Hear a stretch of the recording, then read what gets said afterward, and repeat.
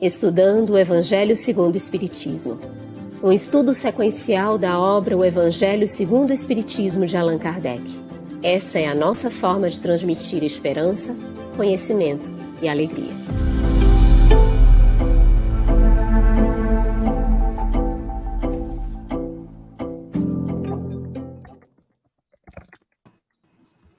Irmãs e irmãos queridos, sejam muito bem-vindos ao Estudando o Evangelho segundo o Espiritismo. Cumprimentamos a todos, damos as boas-vindas ao querido Carlos, nosso parceiro aqui nessa tarefa, nessa responsabilidade, gratidão por isso. As intérpretes para Libras, a Eliane Carvalho e a Tainan Tinum, do Grupo de Estudo Surdos Espíritas. Aos nossos queridos convidados, o Calcide Sarroris, coordenador do estudo aprofundado da doutrina espírita da Federação Espírita do Estado de Goiás, e Pera Capello, trabalhadora do Grupo Espírita Paulo Estevão, facilitadora do ESG, médium e expositora espírita. Nós gostaríamos de agradecer imensamente também aos nossos queridos parceiros de transmissão. Muito bem, satisfação imensa estarmos juntos nesse estudo, Luziane, querido Calci, Pera, as nossas queridas intérpretes para Libras, e você que está de casa aí, receba o nosso abraço carinhoso. Hoje nós vamos finalizar o estudo do capítulo 6 do Evangelho segundo o Espiritismo, Instruções dos Espíritos, o Advento do Espírito de Verdade. E já vamos iniciando com a primeira pergunta para a nossa querida Pera, no item 5, Pera. O Espiritismo, como o fez antigamente a minha palavra, tem de lembrar aos incrédulos que acima deles reina a imutável verdade. Poderia explicar essas palavras que Kardec inclui aí no Evangelho? Boa noite, meus irmãos. Boa noite, Luziane, Carlos, Calci, nossas irmãs intérpretes de Libras e todos que nos acompanham nesse estudo de hoje. Mais uma vez, gratidão pelo convite, é uma alegria imensa estar aqui, falar da doutrina espírita, que é ao mesmo tempo falar de Jesus e, obviamente, apresentar para os nossos irmãos o olhar de Allan Kardec, o olhar cuidadoso, criterioso de Allan Kardec, que nos propõe, sim, um estudo sério, disciplinado, metódico da doutrina espírita. Nós vamos tratar, inclusive, sobre o tema, do estudo da doutrina espírita. Mas, Carlos, especificamente essa primeira parte, eu queria, antes disso, a gente fazer assim um miudinho desse início aqui. Advento do Espírito de Verdade. Tá? Então, se nós começarmos, o que é advento? Porque às vezes a gente lê, Carlos, e acha tão legal, passa por cima das palavras, não percebe efetivamente a profundidade do que foi colocado ali. Kardec não esqueceu de se ocupar de nenhuma palavra. Todas elas foram colocadas com muito carinho, muita atenção. Então, se a gente fizer uma busca na internet, rapidinho, se a gente colocar assim, advento, o que significa? Advento é aparecimento, chegada, aquilo que começa e se institui. Aí é muito legal, Carlos, porque aí a gente diz assim, bom, e o que é instituir? Porque chegar, aparecer, começar, a gente sabe, mas o que é instituir? Aí a gente procura também na internet. Instituir, dar formação. Olha que gostoso. Aquilo que chega para dar formação, educar, instruir. E aí, obviamente, nós temos aqui que quem chega é o Espírito de Verdade, então não vai ser aquilo, é quem chega. O Espírito de Verdade chega à humanidade para dar-nos formação, educar-nos e instruir-nos.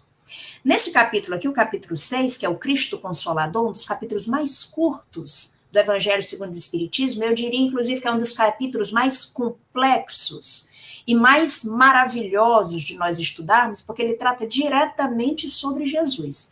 E nesse item, Instrução dos Espíritos, nós vamos ter 4 mensagens do Espírito de Verdade, de 1861 a 1863, ou seja, o Espírito de Verdade no interregno, num prazo temporal de 4 anos, chega para apresentar à humanidade aquilo que é o tempo que nós estamos vivendo e o que é a doutrina espírita. Então, fazendo essa introdução, Essa primeira parte, né? Completando. O Espiritismo como fez antigamente a minha palavra. Aqui nós já vamos ter uma ideia de quem é o Espírito de verdade. Antigamente. Então, o Espírito de verdade vem fazer um link, usando uma palavra muito atual, uma conexão com algo do passado. A minha palavra tem de lembrar aos incrédulos que acima deles reina a imutável verdade. Aqui eu vou destacar a palavra incrédulo, Carlos, porque assim, para quem fala a doutrina espírita, a doutrina fala para a humanidade. Aqueles que creem não precisam mais serem convencidos. Aqueles que não creem, a doutrina espírita não faz prosélitos, mas é importante destacar que ela veio para ficar, porquanto Jesus havia prometido, lá em João 14, capítulo 14, versículos 16, nós vamos encontrar Jesus dizendo: e eu rogarei ao Pai, e ele vos dará outro consolador, para que fique convosco para sempre, o Espírito de verdade que o mundo não pode receber, porque não o vê e não o conhece. Mas nós o conheceremos e ele permanecerá conosco. Então, esse momento é o momento que Jesus apresenta a doutrina espírita como o consolador prometido, desvendando, trazendo para a gente, né, instituindo o caráter da revelação espírita, que é sim, e aí um destaque, só se revela o que é verdade, o que não é verdade não se revela. Então, nós vamos ter em Moisés o primeiro revelador da lei de Deus, que trouxe a lei e lhe apresentou a nós, né, vamos dizer assim. Jesus, que é o próprio mensageiro da lei, e não só apresentou, como exemplificou, e a doutrina espírita que virá confirmar os ensinamentos de Jesus, exemplificando e permanecendo conosco, a partir de quando nós a conhecermos. Aos incrédulos, que são aqueles que não acreditam no mundo espiritual, ou seja, o materialismo, importa destacar que, independente de crença ou não, a verdade é a que preside todas as relações de ambos os mundos. Excelente, Pera. E aqui já destacando a primeira participação que a gente teve hoje aqui, às 20h56, o Francisco Caparrós disse assim: boa noite a todos, gratidão a Deus e a todos por mais uma noite de estudos e aprendizado. Grato, é o que todos nós sentimos aqui, esse espaço é nosso, a gente gostaria de relembrar que aqui os comentários, as perguntas são sempre muito bem-vindas. Vamos construir esse espaço de estudo juntos. E aí, Calci, a gente ainda nesse item 5, nós temos um questionamento. Qual o querer de Deus para a humanidade no dizer do Espírito de verdade?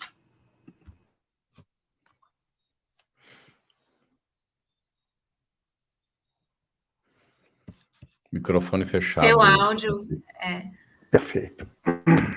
Uma bela noite a todos os irmãos que conectam nas ondas da mídia, através deste trabalho extraordinário de divulgação do Evangelho de Jesus. Há uma carência enorme de Jesus. E quanto mais o homem resiste, mais sofre. Então, eu vejo sempre assim com muita emoção e muita gratidão ao mesmo tempo estes trabalhos desenvolvidos de divulgação dos ensinos de Jesus.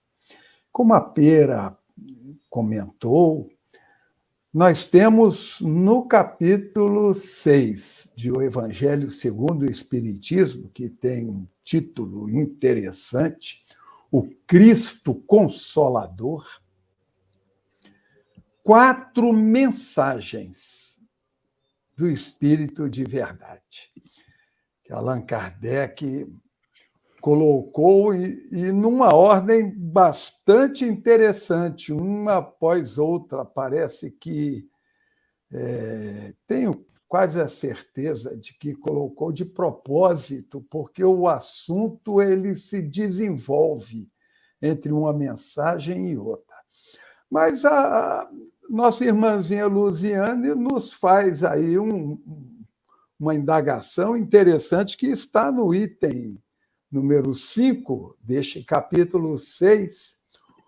O que Deus quer para a humanidade? O que quer Deus para a humanidade? Ou seja, qual é a vontade de Deus com relação às pessoas? E o próprio Espírito de Verdade, ele responde. Ele diz: Deus não quer aniquilar a humanidade. Bom, então fica muito claro que Deus não quer aniquilar a humanidade. Alguém poderá indagar, mas de onde surgiu essa ideia aí de Deus querer aniquilar a humanidade? Ele é o Criador, como é que pode?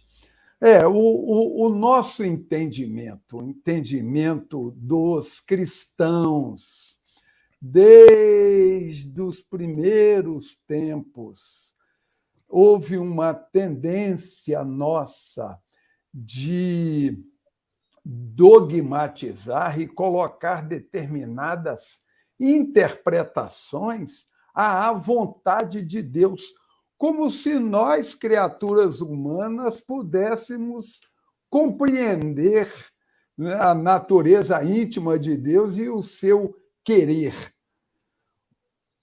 Mas fica evidente que Deus, por ser Deus, não pode querer aniquilar a humanidade, conforme nós, os cristãos, nos séculos, nos milênios, estamos divulgando. Então, o cristianismo adquiriu as conotações do politeísmo. Um Deus vingativo, um Deus rancoroso, cioso, nervoso, aborrecido, enfurecido, punitivo, que maltrata, amaldiçoa e elege algumas almas antes de as criar para o céu, e as outras tantas ele, Deus, elege para o inferno. É exatamente contra este ensino, esse grande engano que nós, cristãos, cometemos ao longo dos milênios, é que a mensagem se posta. Deus não quer aniquilar a humanidade. O que é que Deus quer? Que a gente viva bem uns com os outros. Que vos socorrais. É um verbo muito esquisito de ser falado e a gente não ouve muito isso por aí, não é? Então vamos trocar em miúdo, que nós nos auxiliemos uns aos outros, que a gente se ajude uns aos outros. O que Deus quer é isso, como filhos amados que somos, todos nós, porque Deus não faz acepção das pessoas. Deus elege a toda a criatura como o seu predileto, toda a criatura. E ele nos pede para que a gente se auxilie, que o forte ajude o mais fraco. O forte em força física ou o forte materialmente, em relação ao que é mais débil financeiramente, o mais forte intelectualmente, que auxilia aquele que ainda não entende, facilitando para que ele também possa perceber. É uma mensagem belíssima de orientação a todos nós. Esta mensagem, esse item número 5, essa belíssima mensagem do Espírito de Verdade para todos nós. Muito bem, Calci. Nós queríamos apresentar uma pergunta aqui, Pera. Foi feito antes até do início, foi 21 e 28, o Isolete de Souza. O Espírito de verdade é o próprio Jesus? É uma pergunta que não quer calar, não é? Pois é. Vamos lá, antes da gente responder, vamos fazer assim a seguinte pergunta. Kardec, querendo saber disso também, até porque no prefácio do Evangelho segundo o Espiritismo, Kardec coloca uma mensagem do Espírito de verdade. E, obviamente, Kardec tinha essa curiosidade, como nós todos temos. Vamos recordar que Kardec foi criado e educado, né? Ele nasce, é criado e educado numa família católica. Depois, muito cedo da idade dele, ele vai para o Instituto de Verdun, na Suíça, onde ele vai estudar. E lá, vamos dizer assim, a cultura e a tradição era protestante. Então, Kardec tem a oportunidade de conhecer, né, da história da vida de Jesus pelas duas visões.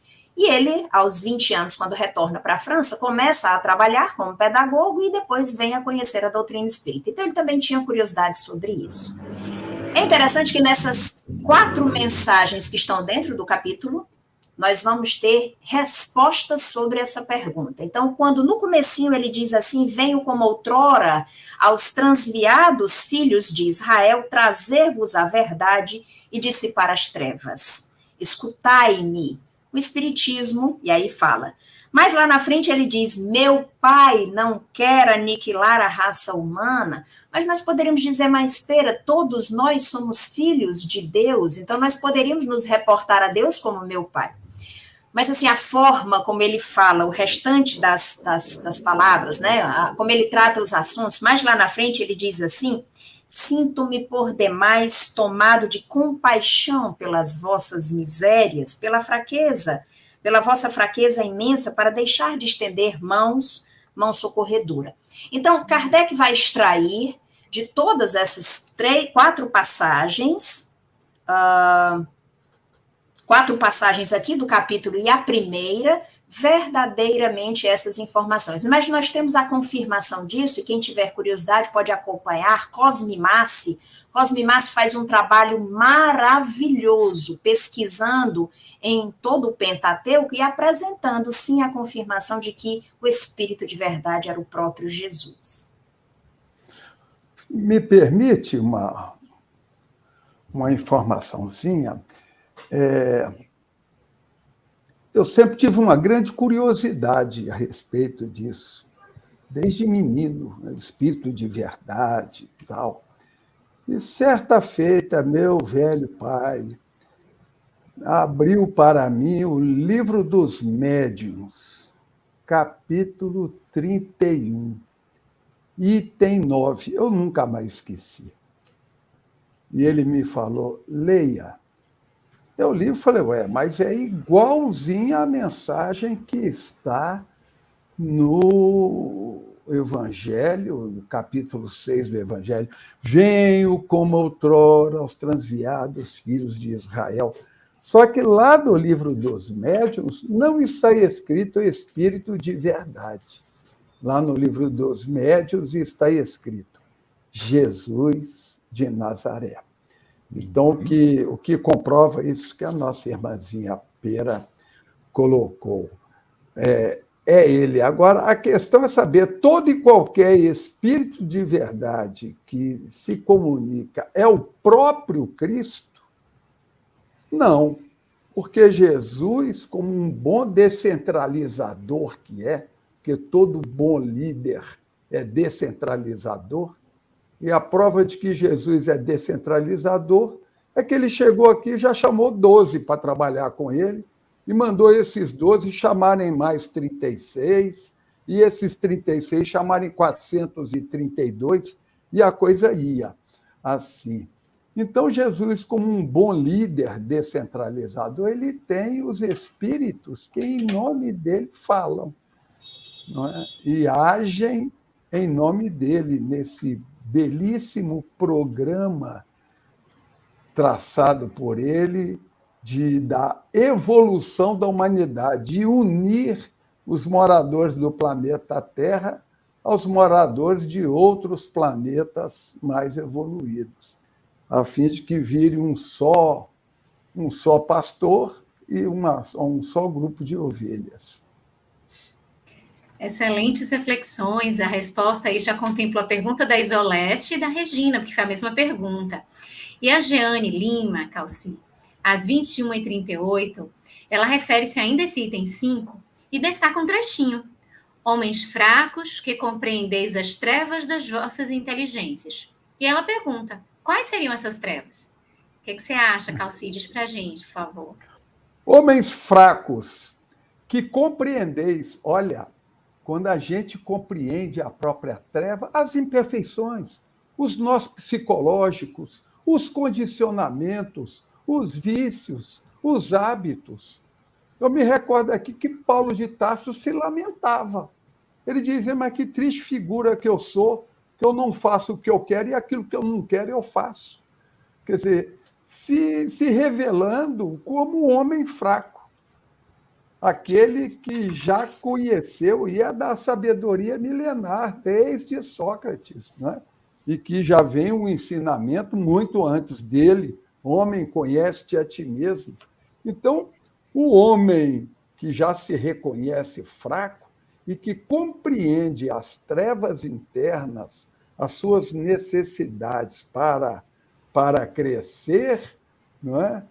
Ele está a um passo extraordinário de avançar, porque a grande maioria de nós ainda nem reconhece, nem sabe dos defeitos que tem, daquilo que precisa ser ajustado.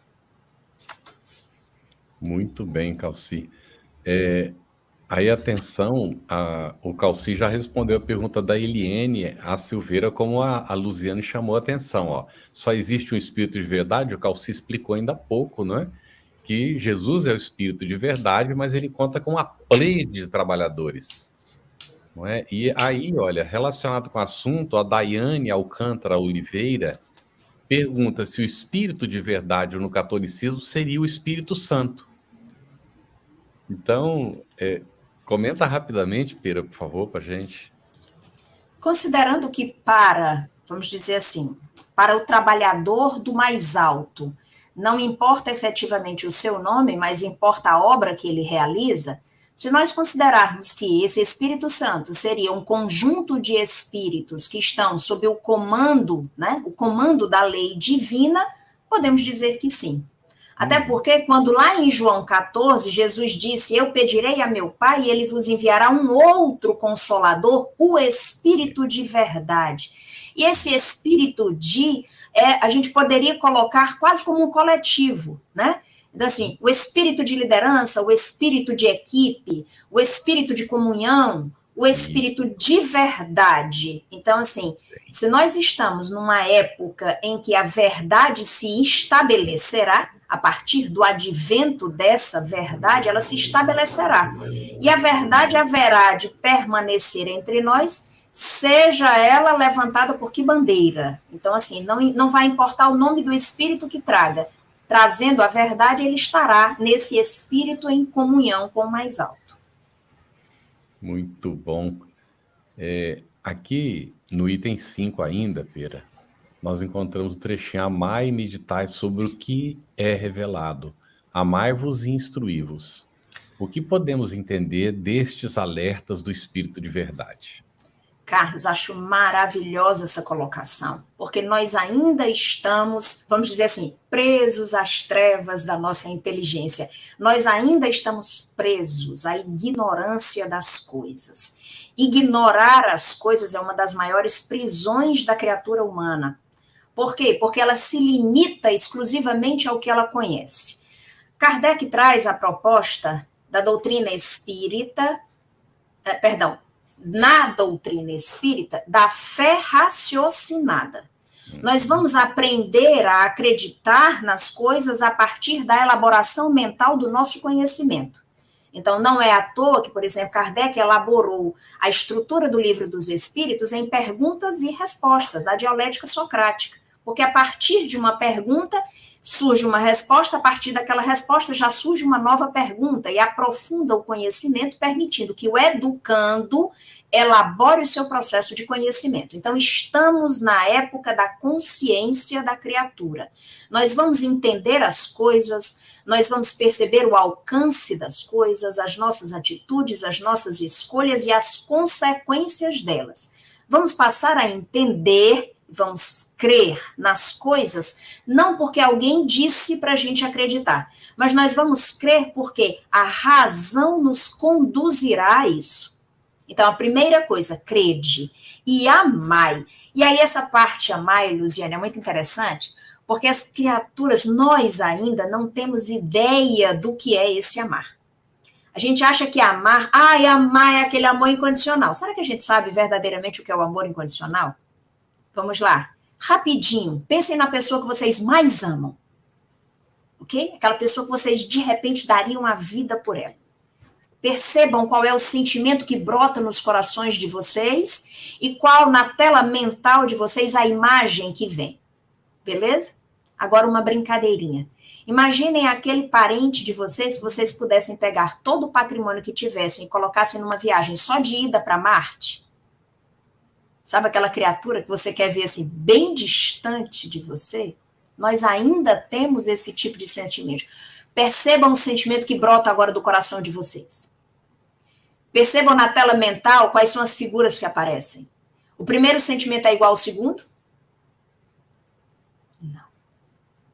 Imaginem que no espírito do tamanho de Jesus, o sentimento dele é absolutamente igual. O sentimento que ele tinha por João, o evangelista, era exatamente o mesmo por Judas. Para nós, não. Ainda hoje nós castigamos Judas, ainda por tradições religiosas, queimando-o na época da Páscoa. Percebam? Então, esse amar, Carlos, ele vai ser elaborado também pela criatura encarnada. Nós vamos elaborar esse amar, vivendo nas múltiplas existências que a lei de reencarnação nos permite, nós vamos aprender todos os amores.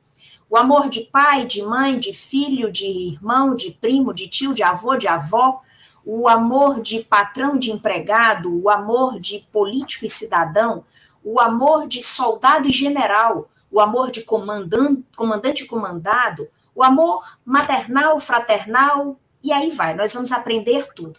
Mas, Calci, como é que a gente aprende a colocar esse amor em prática? E aí nós precisamos recorrer à parte terceira do Evangelho, do Livro dos Espíritos, quando Kardec vai apresentar a lei natural ou lei divina, que é esse amor que nós vamos precisar aprender. Porque esse amor não é assim, eu amo e pronto, né? Um toque de mágica, eu já amo. Não, não é assim. O amor, ele é construído, Luziane, porque a partir de ser construído, ele não vai ser mais abandonado. Então, Kardec vai, de forma didática, pedir aos espíritos que nos explique como funciona esse amor. E aí, ele vai dividir para a gente, bem rapidinho. Amor a Deus, lei de adoração, é o primeiro de todos. Trabalho é o amor colocado em prática, em benefício de quem? De si, do outro e de Deus. Lei de reprodução, a terceira. Lei de conservação, a quarta. Lei de destruição, sim, a quinta. Lei de sociedade, lei de progresso, lei de igualdade, lei de liberdade, lei de justiça, amor e caridade. Aprendendo, Carlos, vamos crer e amar. Aprendendo a amar em todas essas condições, nós estaremos nos preparando efetivamente para cumprir, vamos dizer assim, esse conteúdo programático da vida da criatura para que cheguemos, aí ele finaliza o capítulo com a perfeição moral.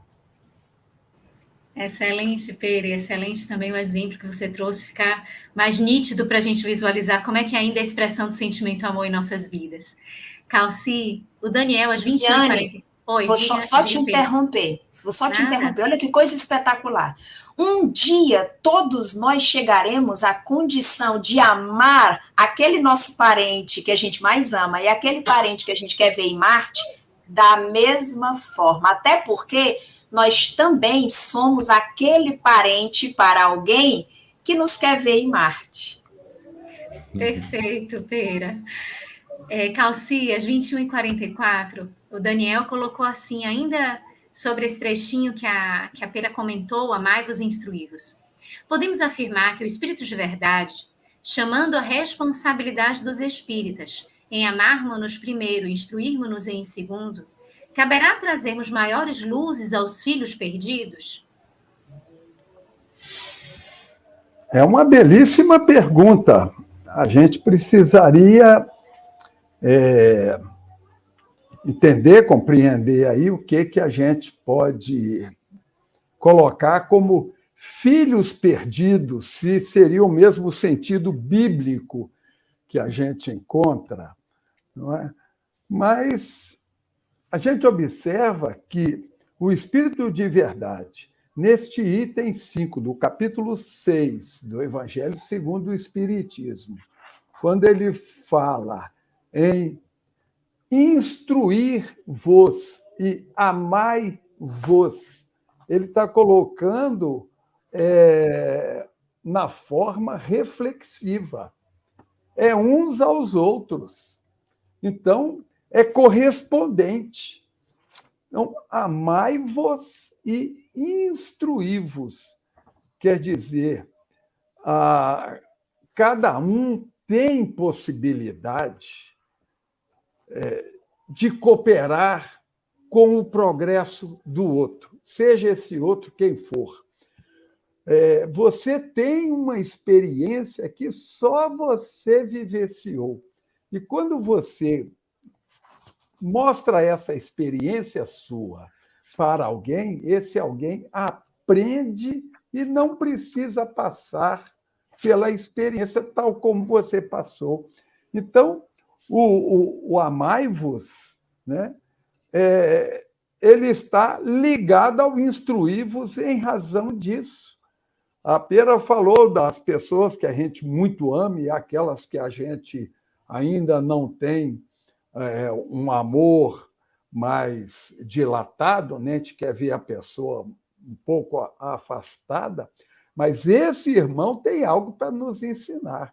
E o que ele tem para nos ensinar é o que faz a gente repelir a ele.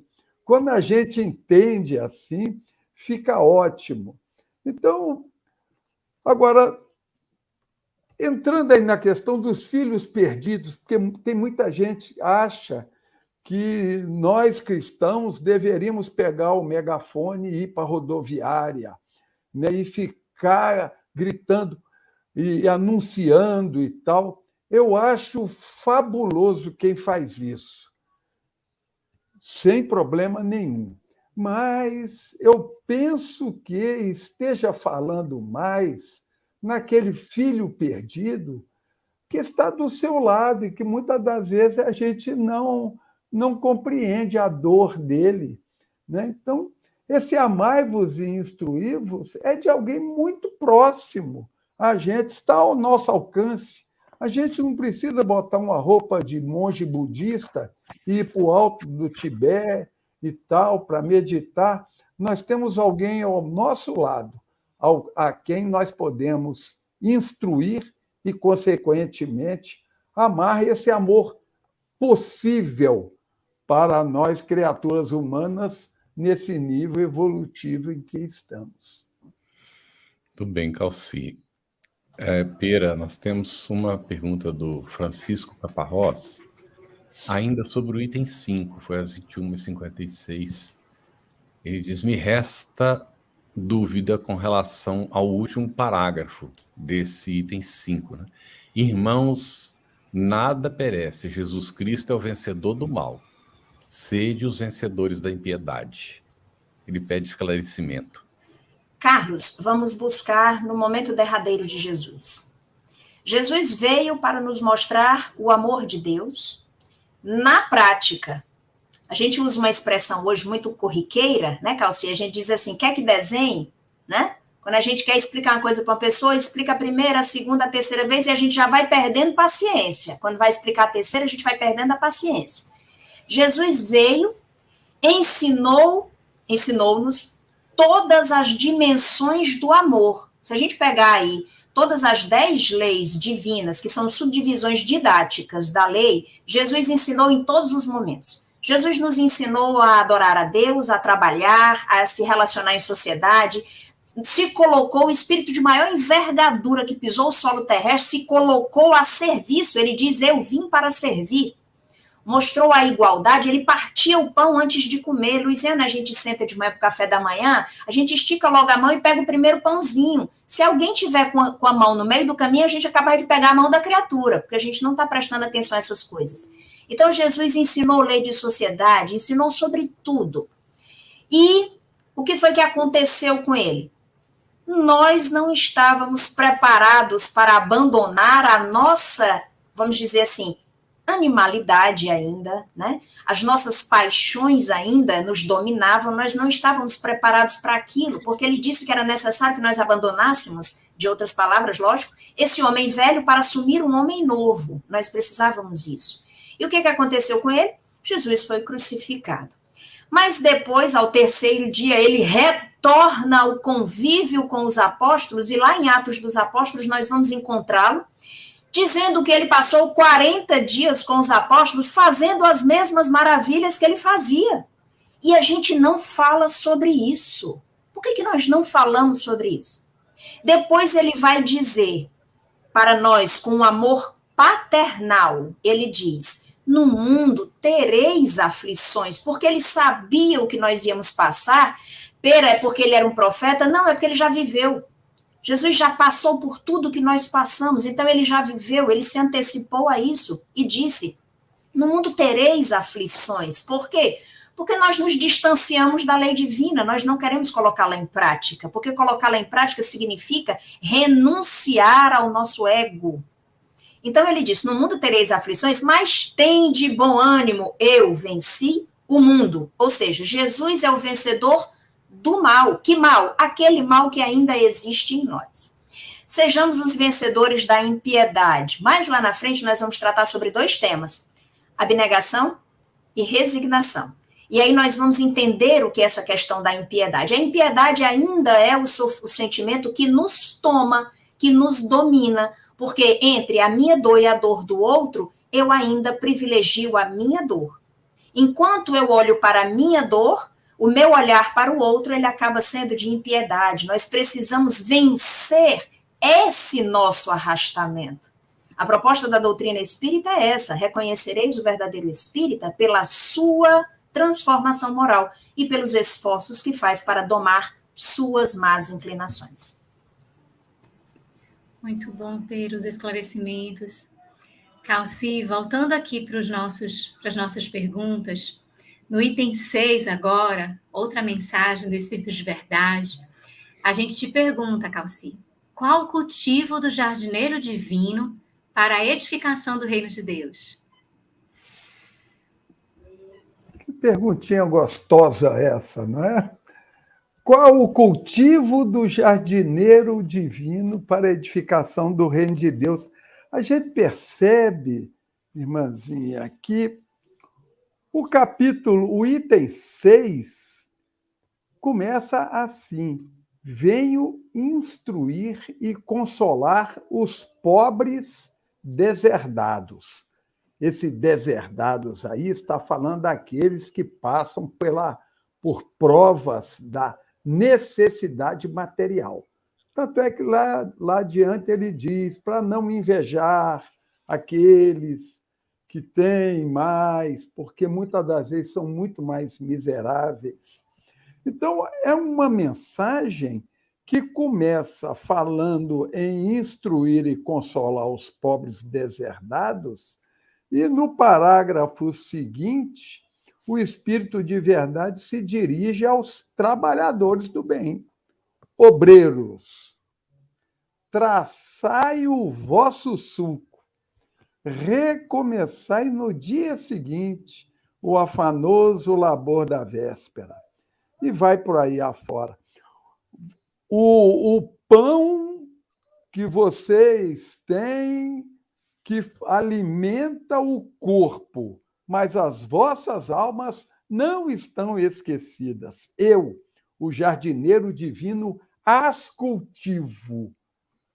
As cultivo. Cultivo a quem? As almas. Olha que informação interessante que essa mensagem traz para a gente. Jesus está declarando que ele cultiva as almas das criaturas. O que é cultivar? Bom, no sentido agrícola, é tratar, cuidar, afastar aquilo que pode ser pernicioso, adubar, dar as condições necessárias para que produza. Olha a informação que nós estamos recebendo nesse item 5. Agora, o interessante é que a palavra cultivar ela também tem um sentido que a gente pode dizer que seria um sentido bíblico. Cultivar almas é formar, desenvolver, instruir. Ou seja, o Cristo nos chama para atender aos deserdados, mas, ao mesmo tempo, diz, olha, vocês têm o pão, mas a alma de vocês também é cultivada. Como? De que maneira que o Cristo cultiva a alma de cada um, dando as condições necessárias para a gente vencer as nossas próprias dificuldades, ou, conforme um companheiro anunciou aí, as trevas, a gente vencer as dificuldades, a esterilidade do terreno, a correção do terreno da nossa alma, a dureza da nossa alma.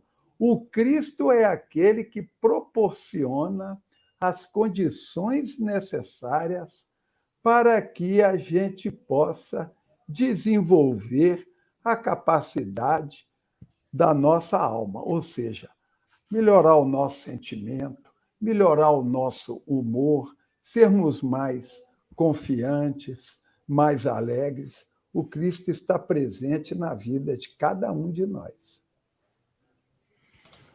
Muito bom.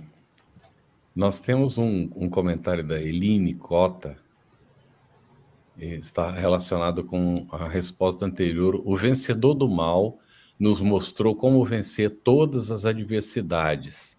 A luta contra a impiedade pode ser a expressão de uma ação de luta para atingirmos o bem. Essa é uma expressão adequada?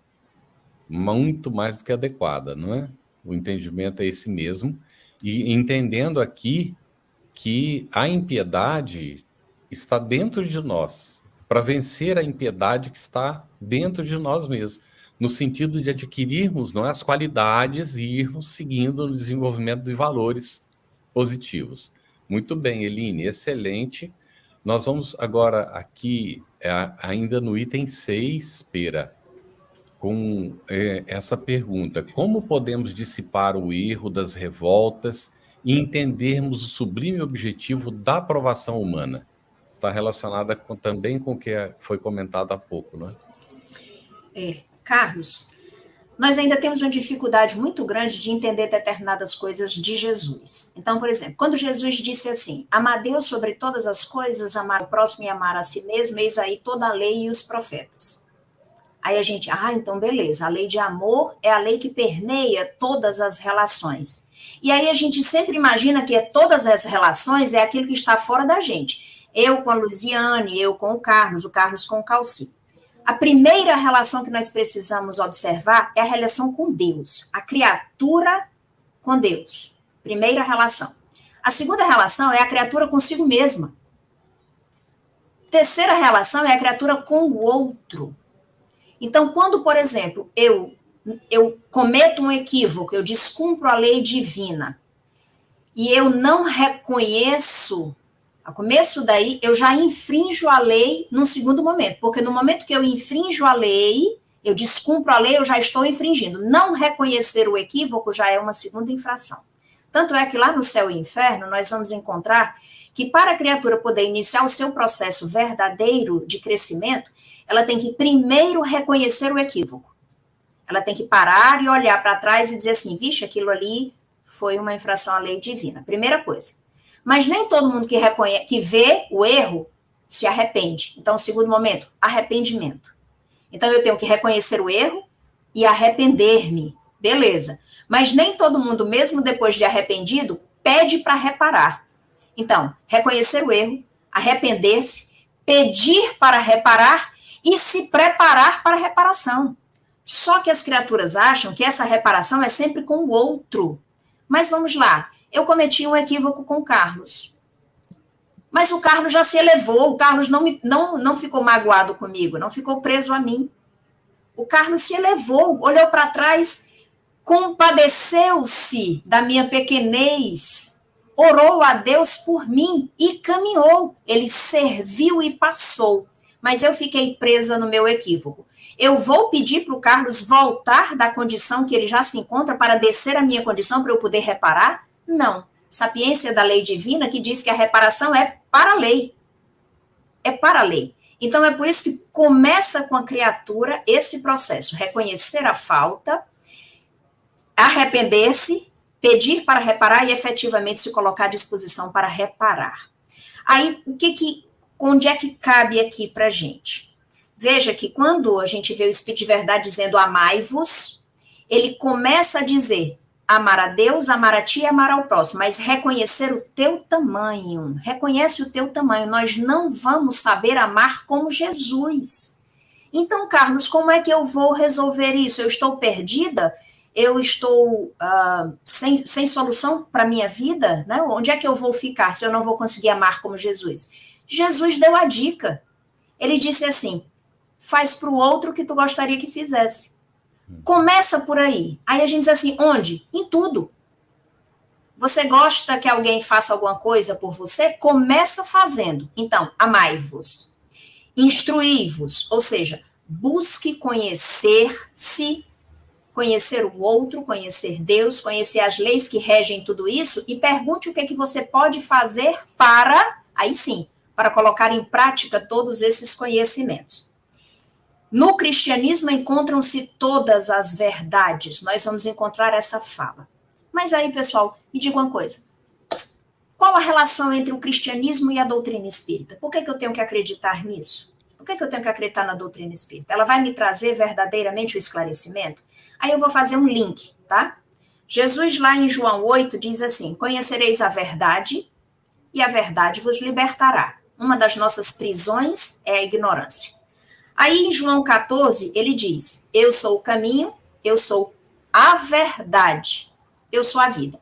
Então, conhecereis a verdade vos libertará, e Jesus diz, eu sou a verdade. Dá para a gente entender? Conhece Jesus e Jesus te apresentará a forma de você se libertar das suas prisões. Beleza, até aí tá ótimo.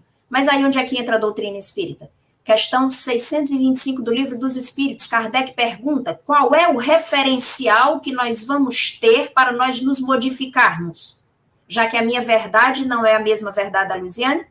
E aí os Espíritos respondem, Jesus. Então a gente consegue fechar, né, a conexão entre Jesus e a doutrina espírita, porque a doutrina espírita se pauta todinha nos ensinamentos de Jesus. Se em algum momento nós encontrarmos algum ensinamento que se distancie de Jesus, abandone a doutrina espírita e siga Jesus. Muito bom, Peira.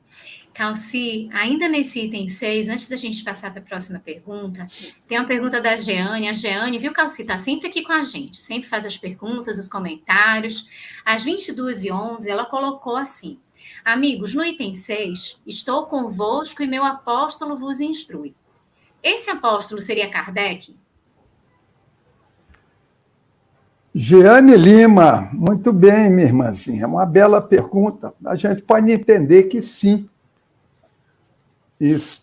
É uma mensagem que está vinculada a mensagens que Allan Kardec recebeu. Se você tiver alguma curiosidade a mais, procura lá no livro Obras Póstumas, no texto ou no subcapítulo Minha Missão, e você verificará que o Espírito da Verdade é o orientador direto de Kardec e que, inclusive, se coloca à disposição dele. 15 minutos por mês. Mas é uma honra enorme, não é? 15 minutos por mês, mas está ali presente do lado dele, intuindo.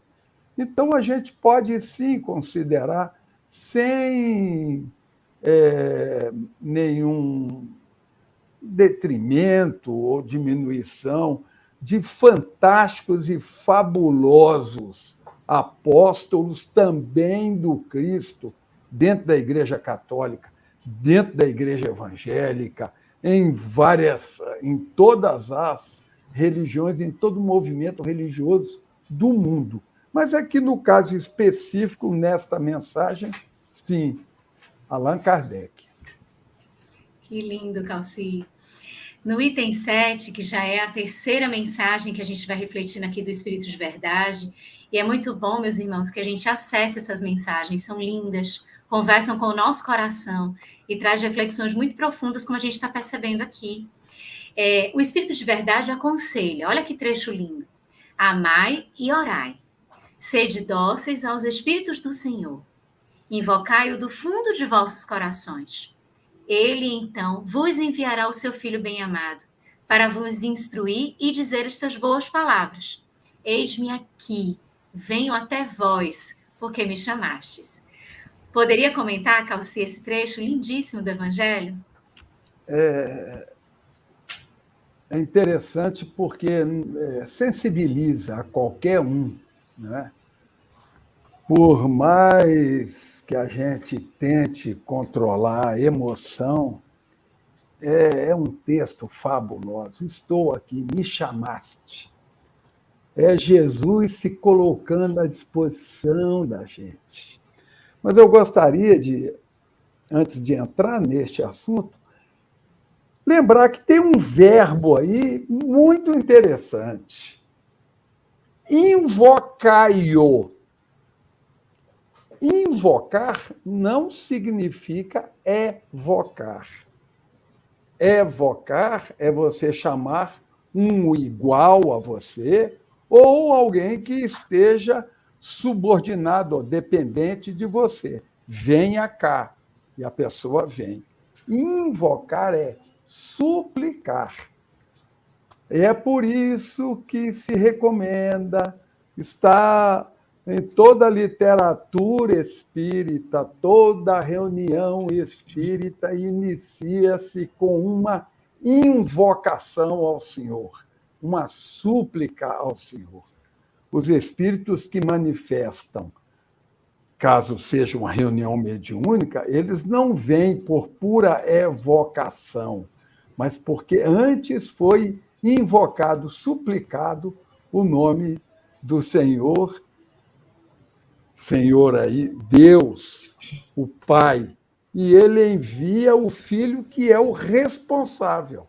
Esse que a nossa irmãzinha Pera falou na questão 625, qual é o tipo mais perfeito que a humanidade tem para servir de guia e modelo? Jesus é a resposta mais curta e mais eficiente do Livro dos Espíritos. Jesus, ponto final. Vem um comentário depois, mas a resposta já está dada. Peça a Deus e o Filho vem. É a informação que a doutrina espírita apresenta para a humanidade. Jesus nunca foi embora. Então, não tem volta do Cristo, porque ele nunca foi. Então, quem nunca foi, não precisa voltar, já está. Aliás, o próprio Cristo está em Mateus, no capítulo 18, quando 2 ou mais se reunirem em meu nome, eu aí estou. Reuniu em nome do Cristo, invocou a presença dele, ele está, estou aqui, vocês me chamaram, eu estou aqui. É o Cristo de Deus atendendo à necessidade humana, pronto e disposto a nos auxiliar. Eu nunca vi amor maior do que esse até hoje. Ele nos ama tão profundamente que, apesar de tudo o que a gente ainda não consegue realizar, ele continua com todos nós, nos entende e continua nos incentivando a toda a humanidade. O Espírito Joana de Ângeles Calci diz que Jesus jamais desiste de nós e que a gente também não desista dele. A Maria Margarida Saraiva traz uma pergunta que já foi respondida, a gente traz aqui só para relembrar: o Espírito de verdade é o próprio Jesus ou seria João Batista?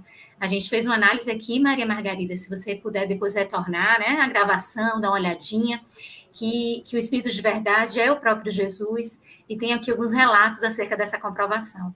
Tá bom? É só para a gente deixar aqui esclarecido. Vamos lá, Carlos. Muito bem. Nós vamos fazer a última pergunta do item 8 para a Pera e depois nós atenderemos o chat, que tem várias perguntas, né, Luziane? Então, Pera, está dito assim no texto: tomai, pois, por divisa estas duas palavras, e sereis fortes, porque elas resumem todos os deveres que a caridade e a humildade vos impõem. Quais são estas palavras? Poderia explicá-las, por favor? Vamos lá. Nós já sabemos que não sabemos amar como Jesus, não é isso? Se por acaso nós estivéssemos aqui numa reunião presencial, Luiziane, e eu me levantasse e fosse até você e esbofeteasse a sua face, o que aconteceria? Os outros que estão olhando, o que pensariam a meu respeito? Qual dos outros iriam na sua direção para cuidar de você? Qual dos outros viriam na minha direção para evitar que eu fizesse novamente? Será que você revidaria de imediato ou você ficaria constrangida pelo susto da situação? Mas Jesus disse que aquele que receber uma bofetada numa face oferece a outra. Quando a gente está conversando com alguém, Luziane, num papo assim, diz assim, pô, eu acabei de ter uma super decepção com alguém. Olha que coisa interessante, né? A gente ainda se imbui na qualidade de poder se decepcionar com a criatura. Se nesse momento a gente pudesse verdadeiramente ver a situação, o sentimento deveria ser de compaixão por aquele que equivocou, porque era esse o sentimento de Jesus para conosco. Todos os nossos equívocos despertavam em Jesus compaixão. Então as pessoas dizem assim, Jesus sofreu no Calvário, o sofrimento dele, minimamente, nós poderíamos dizer, era só antevendo os nossos sofrimentos, ele se compadecia dos nossos equívocos. Então nós já sabemos que não sabemos amar como Jesus. Ele disse ainda, amai-vos, assim como eu vos amei. Ele dá a dica. Então ele diz assim, como é que eu vou aprender a amar? Fazendo como Jesus. Beleza.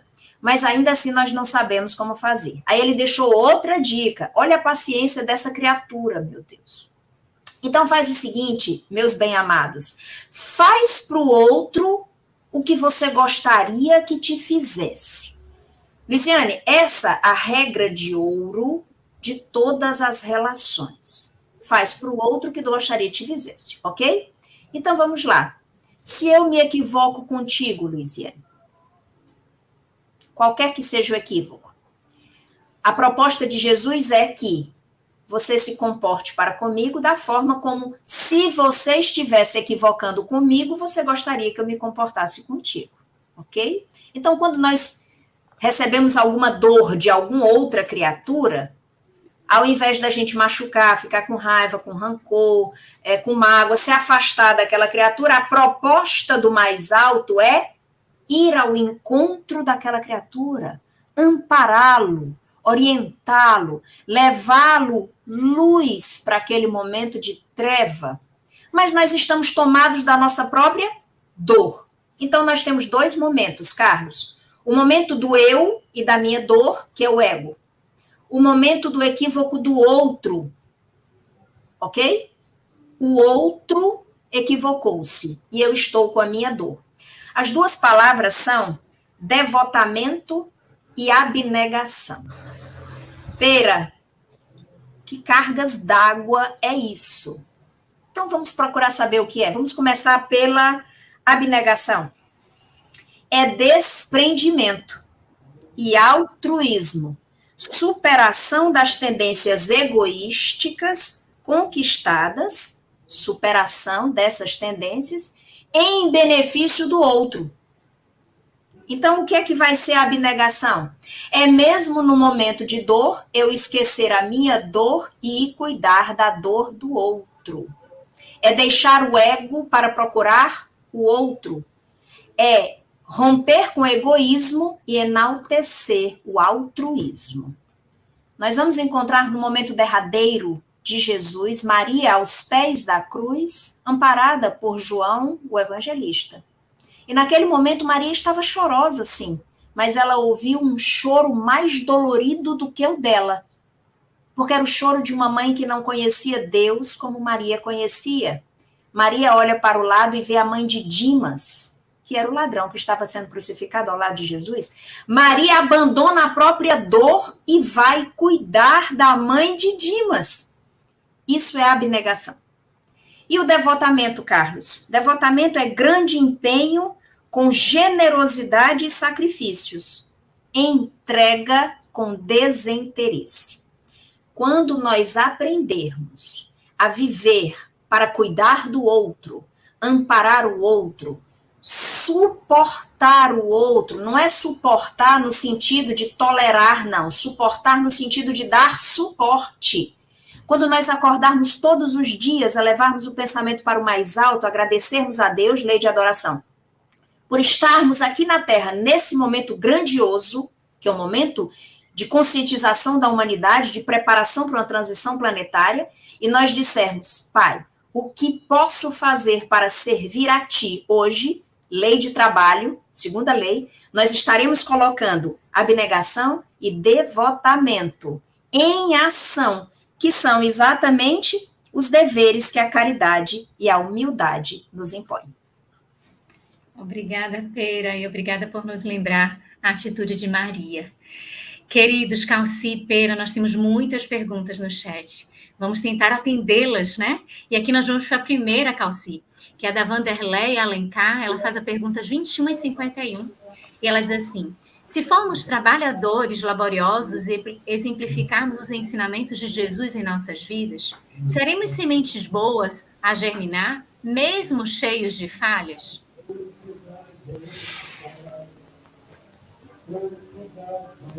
Sim, é exatamente isso. Agora, tem um detalhe, irmãzinha Vanderleia Alencar. O Cristo não olha os nossos defeitos. Os nossos defeitos são problemas nossos. E nós vamos resolver. O verdadeiro cristão não é aquele que olha para trás e fica preso no remorso pelo erro cometido lá atrás. O verdadeiro cristão é aquele que foca no objetivo a alcançar e prossegue apesar dos erros. Você imagina, irmãzinha Vanderleia, se Pedro caísse no remorso após negar Jesus e reconhecer isso quando o galo canta, e Jesus alertou ele para isso, e Pedro passou 3 dias chorando, mas se recuperou e foi o grande fiel da balança do cristianismo, ajeitando e ajustando muita situação. Papel preponderante no trabalho de Paulo e de Tiago Menor em Jerusalém. O próprio Paulo de Tarso, se ele ficasse na lamúria de ter assassinado Estevão e mais um punhado de gente, porque não foi só Estevão que sofreu o rigor da aplicação da lei que ele impôs em Jerusalém, nós não teríamos o extraordinário trabalho que ele desenvolveu. Maria de Magdala, que era prostituta, mas que seguiu em frente. Então, O Cristo não está preocupado com os nossos defeitos, ele olha para o futuro. Eu fico pensando assim, o Cristo deve olhar para a gente e pensar assim, nossa, olha só, aquele ali, daqui a 2, 3 mil anos. Tem gente que prefere um tempo mais curto, né? Mas a gente alonga um pouco e ele segue, ele não tem essa dificuldade, esse problema. Então, prossigamos todos nós, apesar dos defeitos que nos fazem, porque foram os nossos defeitos que nos fizeram retomar o caminho do bem. Eles nos serviram para isso.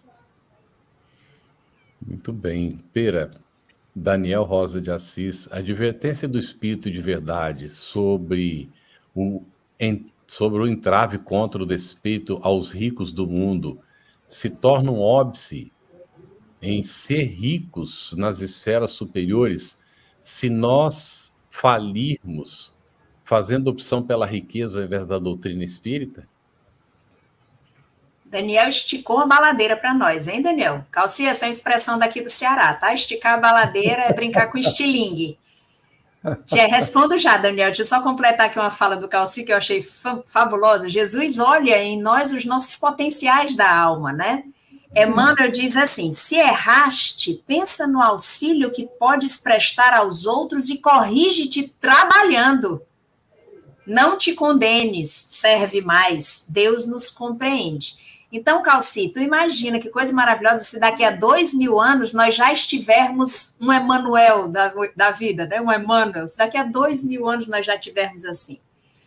Mas, Daniel, vamos lá. Veja que a doutrina espírita nos diz que a riqueza é uma prova muito mais difícil de ser suportada que a própria miséria.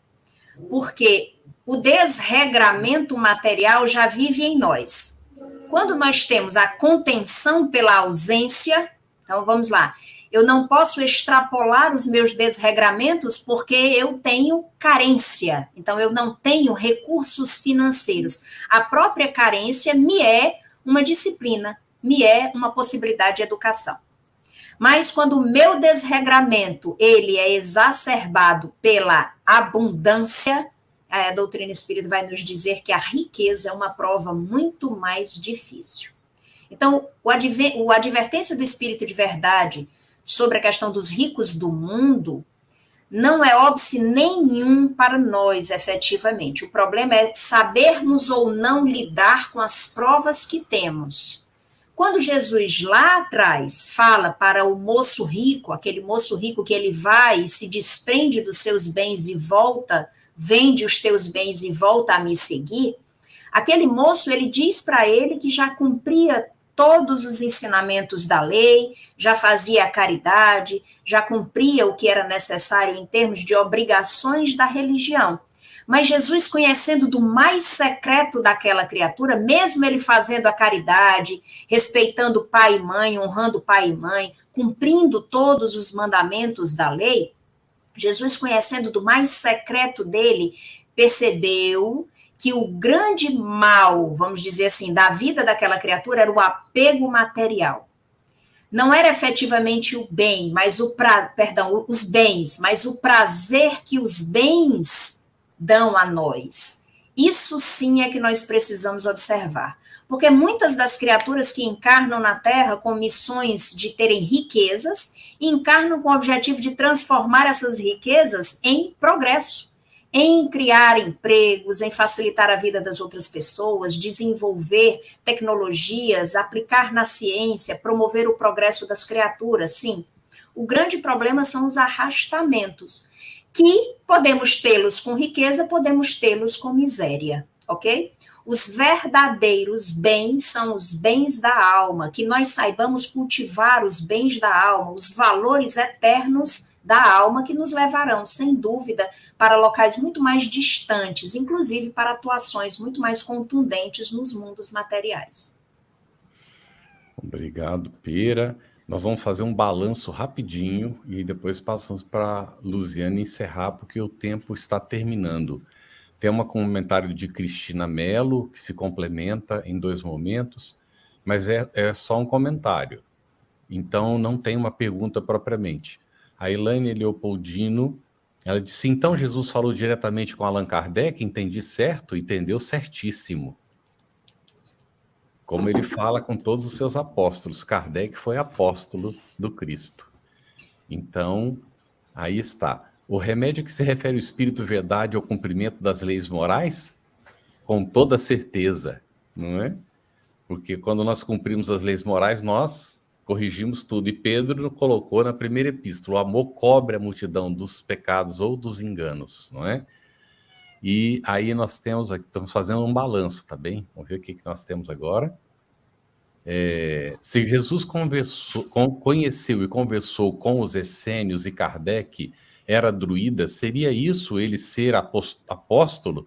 Maria, acho que não precisamos fazer essa confusãozinha, não é? Não tem muito a ver uma coisa com a outra. Não é? Kardec foi apóstolo porque era trabalhador, não é?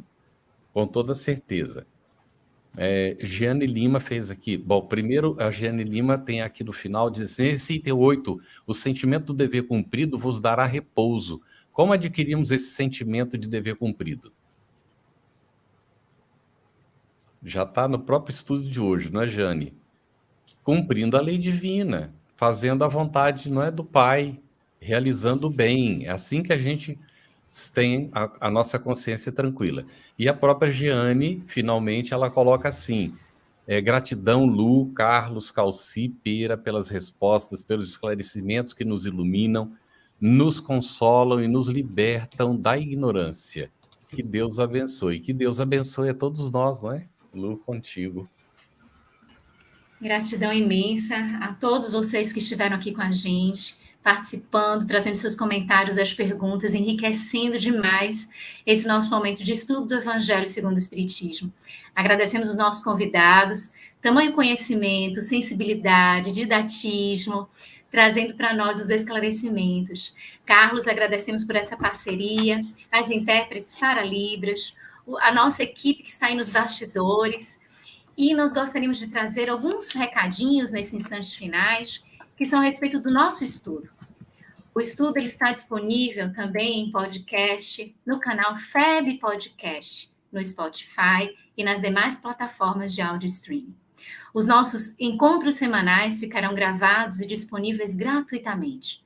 Então, a gente pode divulgar, compartilhar, para aqueles que não puderam estar aqui, não puderam assistir com a gente hoje. Se você tem dúvidas acerca do Espiritismo ou gostaria de ficar atento à programação do nosso estudo, acesse o nosso Telegram, @estudo_ESE_FebTV. Se você deseja encontrar todo o conteúdo do Estudando o Evangelho segundo o Espiritismo em um só lugar, acesse o site www.febtv.com.br/estudo-ESE. Lá você encontrará as perguntas respondidas do Telegram, os encontros, materiais de estudo, podcast e muito mais. A FebTV disponibiliza 3 oportunidades de estudos das obras básicas do Espiritismo. Estudando o Livro dos Espíritos, sempre às segundas-feiras, às 20 horas. Estudando o Livro dos Médiuns, terças-feiras, às 20 horas. E estudando o Evangelho segundo o Espiritismo, sempre às quintas, aqui conosco, às 21h30. Apoie a FebTV, ajude a manter este e outros estudos no ar, acessando www.febtv.com.br. No nosso próximo encontro, a gente hoje finalizou esse capítulo 6º, intitulado Cristo Consolador, que a gente viu aqui a presença de Jesus nos textos, nas belezas dos comentários, e que a gente pode revisitar, trazendo ao coração essas mensagens tão instrutivas. E na próxima semana, no nosso próximo estudo, a gente vai para o capítulo 7º, Bem-aventurados os pobres de espírito, e o estudo dos itens, o que se deve entender por pobres de espírito e aquele que se eleva será rebaixado. Um abraço a todos, gratidão imensa e até o nosso próximo encontro. Estudando o Evangelho segundo o Espiritismo. Um estudo sequencial da obra O Evangelho segundo o Espiritismo de Allan Kardec. Essa é a nossa forma de transmitir esperança, conhecimento e alegria.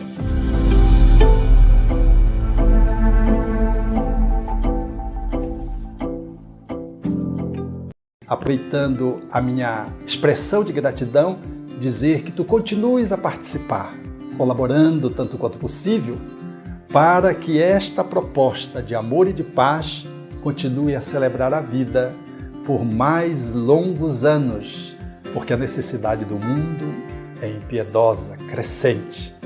E nós não podemos, que vivemos o bem, ficarmos ociosos, parados e contemplando, achando que Deus vem fazer aquilo que nós precisamos fazer.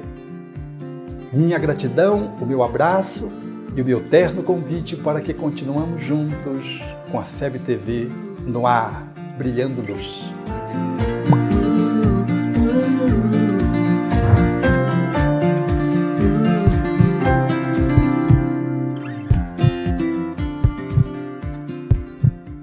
Iniciamos hoje a campanha Conheça a Federação Espírita Brasileira, que busca mostrar quem ela é.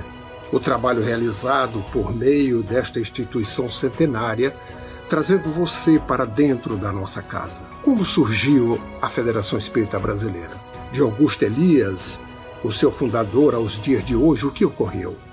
Quem foram e quem são os vultos que fizeram e fazem parte dessa história?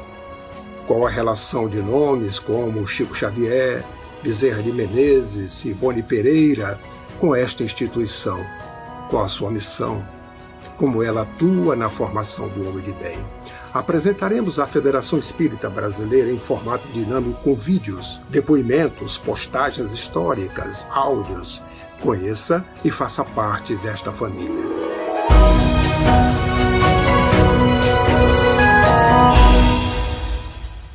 A Federação Espírita Brasileira lança o portal FEB Podcast, com conteúdos em áudio que objetivam esclarecer e consolar corações para uma postura de vida com fé, harmonia e esperança.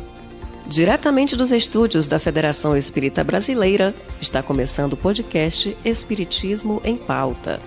Você está ouvindo o podcast Estudando o Livro dos Espíritos. Olá, eu sou o Thiago Toledo e você está ouvindo o podcast do Cidadão do Universo. Você está ouvindo o podcast do Entre Dois Mundos. Você está ouvindo o podcast do Gostinho de Leitura. Estudando o Livro dos Médiuns. Olá, eu sou a Marina Miranda e você está ouvindo o podcast Minha Nada Mole Encarnação. Essa é a nossa forma de transmitir esperança, conhecimento e alegria.